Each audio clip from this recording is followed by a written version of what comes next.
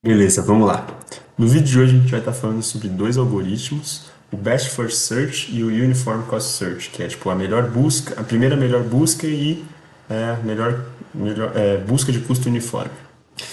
E já para começar, é importante dizer para vocês que a melhor busca, o Best First, ele é uma generalização do Uniform Cost Search. E o que esses algoritmos eles se diferem da nossa busca em largura?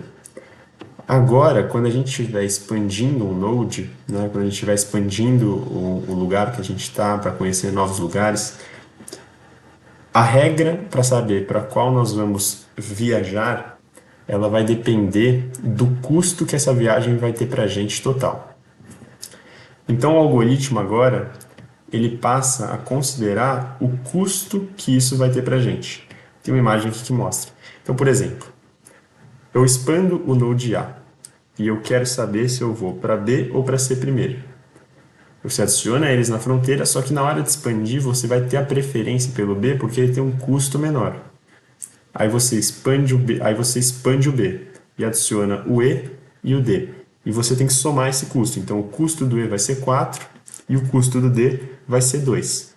E aí você também vai expandir o D depois, porque entre o custo 4 aqui também e o custo 2, você expande o custo 2 e você vai fazendo isso ao longo do algoritmo. Então, basicamente, o que vai mudar aqui é que você vai estar retirando da fronteira sempre, na Best First Search, o node que tem o menor custo. E o que é a Uniform Cost Search? É a função que vai dizer se qual o que dá o valor da expansão, né? Geralmente tem dado aqui, né? Isso seria meio que o nosso custo do nosso caminho.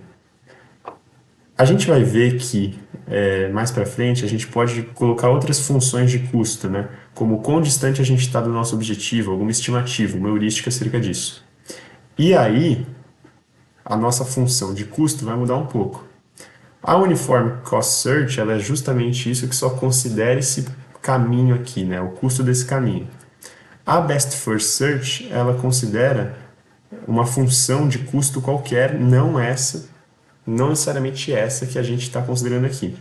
Uma outra qualquer, como por exemplo a soma do quanto você já pagou meio que para chegar em tal lugar, meio quanto você ainda vai pagar. Então, a Best First Search é uma generalização da Uniform Cost Search.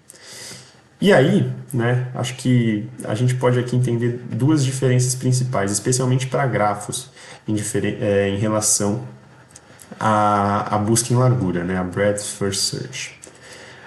Aqui, nesse tipo de busca, na Best First e na Uniform Cost Search, a gente faz a verificação do nosso objetivo, né, se a gente atingiu o nosso objetivo ou não, não quando a gente adiciona ele à fronteira, e sim quando a gente vai expandir ele.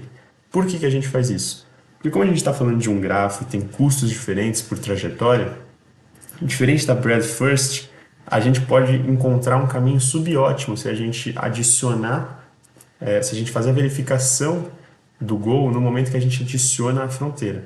Se a gente fizer essa verificação no momento de expansão, a gente garante que a gente vai estar achando o melhor caminho possível.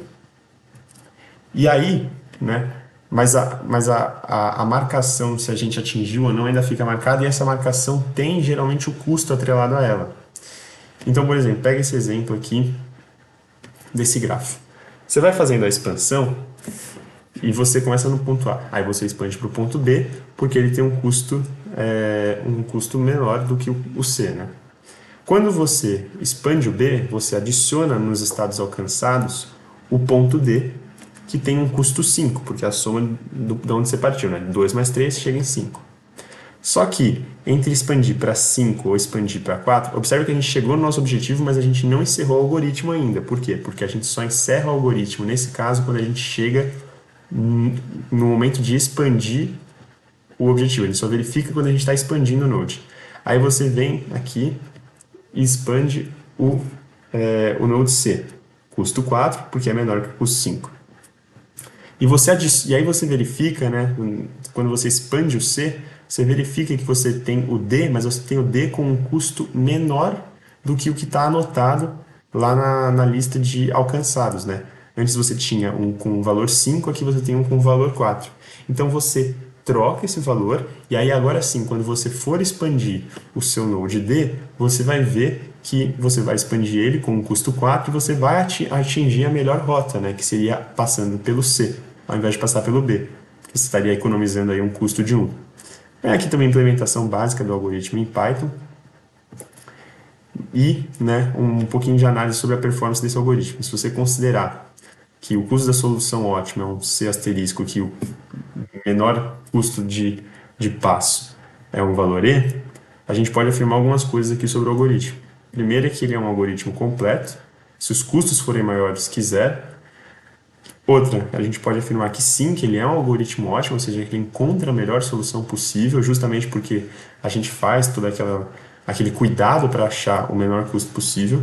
Acerca da complexidade de tempo, é esse valor aqui, que é um pouco feio, né? Mas basicamente seria a largura elevado a 1 mais o custo dividido pelo valor mínimo o custo total dividido pelo valor mínimo que a gente encontrou. E, né, e sobre a complexidade de tempo, é a mesma que a complexidade de espaço é a mesma que a do tempo, porque, né, a gente está armazenando todos esses valores. Então, o próximo vídeo vai ser sobre a busca em profundidade. Espero que vocês tenham gostado desse vídeo. Um grande abraço e fui!